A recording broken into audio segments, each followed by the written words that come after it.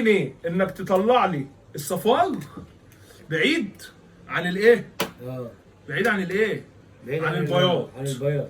تطلع لي الصفار ده واحدة كده. بوحدتها يعني. تفصل لي الصفار ده هنا بعيد عن البياض. عامل لك بالتونه عشان لو ما عرفتش واحده تنفع في الثانيه. دخلنا في البيت. دخلنا في البيت. احلى على مسا عليك عليك. على سيد السلام. يعني تكسب صفار 3000 لوحده؟ جنيه. خلي بس الفلوس هنا في النص كده تكسب 3000 جنيه. ايه؟